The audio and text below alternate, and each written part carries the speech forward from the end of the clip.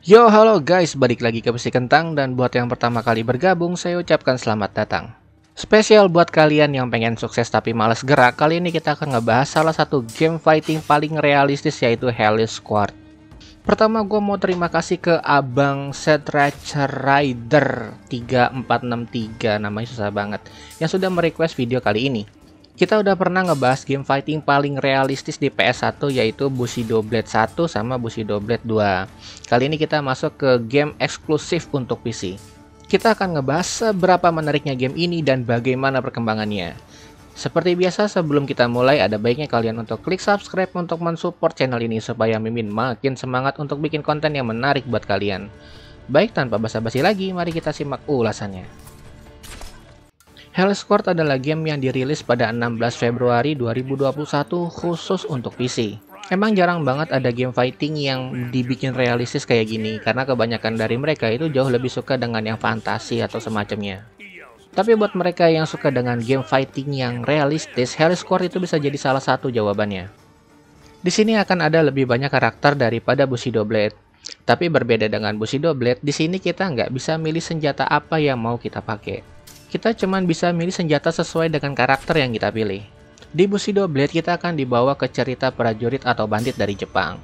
Sedangkan Hellish Squad akan membahas prajurit dari berbagai negara, tapi lebih mendominasi ke negara Eropa. Ya begitulah. Ada fakta menarik, sebagian besar dari game ini kayak desain, animasi, programming, itu dikerjain sama satu orang. Kita bahas dulu gameplaynya. Sistem gameplaynya itu simulasi pertarungan pedang yang sangat realistis. Dimana sama kayak Bushido Blade, hanya dengan satu serangan mutlak, kita bisa menangin game ini. Dan hitbox mereka tuh full body guys, jadi nggak kayak game Tekken yang hitboxnya tuh di daerah tertentu. Di sini sistem bodinya itu ragdolls.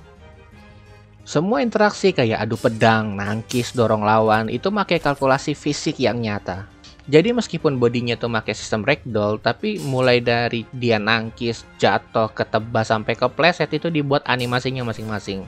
Jadi bener-bener terasa sangat realistis. Enggak kayak game-game lain kayak Street Fighter, Tekken, Mortal Kombat, dan semacamnya.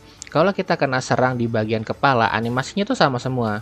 Mau itu kena tangan, kena kaki, sampai kena tenaga dalam itu animasinya sama. Kalau kalian download game ini di awal-awal, kalian cuma dapat 5 orang. Kalau sekarang udah lumayan banyak ya, cuman masih terus nambah. Sama kayak Bushido Blade, kita bisa ngelilingin semua arena yang ada. Tuh bisa kita puterin dah tuh buat ngilangin bosen, bisa.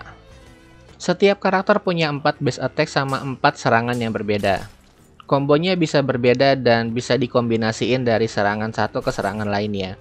Dan setiap karakter itu punya special attack-nya masing-masing. Kalau kita dalam jarak yang sangat dekat, otomatis kita bakal sulit buat ngegerakin pedang kita. Biasanya kita disuruh dorong atau nendang lawan kita supaya kita bisa jaga jarak.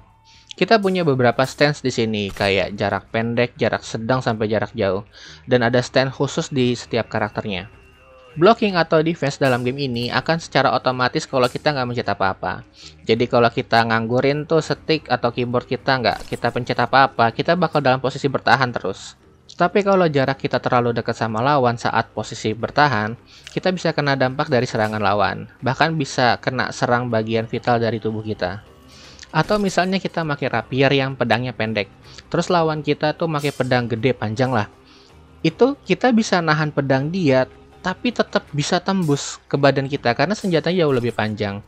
Itu realistis banget asli. Nggak kayak di game Soul Calibur gitu. Kita bisa pakai maxi terus nahan pedang Great Sword-nya Siegfried pakai double stick. Gila, keren banget. Dan kita nggak bisa nahan terus-terusan, karena setiap kali kita nahan serangan lawan, stamina kita bakal berkurang terus. Dan kalau udah capek, kita nggak bisa nahan serangan lawan lagi. Kita nggak bisa nyerang secara bertubi-tubi ke lawan, karena kalau serangan kita ditangkis untuk beberapa saat, pertahanan kita akan terbuka dengan sangat lebar. Jadi mereka bisa ngalahin kita dengan sangat mudah. Kita bisa pura-pura nyerang mereka dengan cancel serangan kita, jadi kayak fake attack gitulah. Biar lawan kita nyerang, terus kita tangkis dan kita kalahin mereka.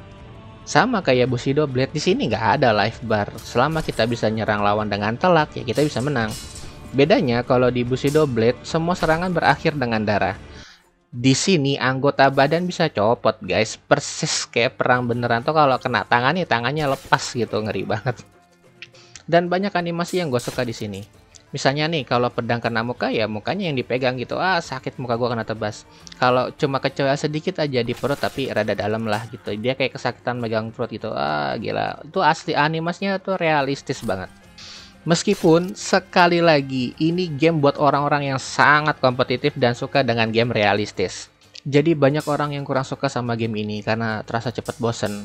Karena meskipun kalian sering latihan main game ini, tetap akan sulit untuk ditamatin. Apalagi dengan bertambahnya karakter-karakter baru di setiap musimnya. Banyak yang ngeluh karena game ini sulitnya bukan main, ya gimana ya? Karena game ini reality time body physics gitu. Jadi kadang meskipun serangan lawan udah selesai tapi pedangnya masih nempel di badan kita, ya kita kena damage gitu. Bahkan kita bisa kalah saat itu juga. Karena faktanya, misalnya nih, kita kesenggol pisau sedikit aja, padahal nggak ditebas dengan sengaja ke tangan, itu bisa luka. Malah kalau nggak sengajanya itu kena leher, ya wassalam gitu, lewat udah. Demikian juga sama game ini, yang sangat realistis jadi susah banget buat dimainin. Secara visual, game ini sangat luar biasa detailnya.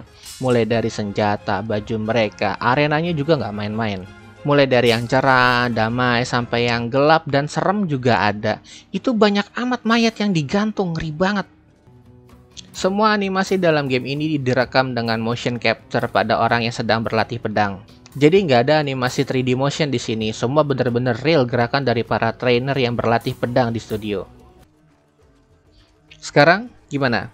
Apa game ini worth it untuk dibeli? Menurut gua sih iya. Kalau kalian suka dengan game realistis, gue rasa ini bener-bener worth it, apalagi harganya cuma $14. Dan sekarang juga ada mode POV atau mode VR lah intinya. Ini akan memberikan sensasi lebih realistis saat bermain game ini. Bagaimana pendapat kalian? Apa game ini pantas untuk dibeli atau enggak? Sekian ulasan dari kami. Jika kalian suka dengan video ini, silahkan like, komen, dan share ke sosial media Anda. Jangan lupa untuk klik subscribe untuk mendapatkan konten-konten gabut dari kami. Dan akhir kata, salam PC Kentang.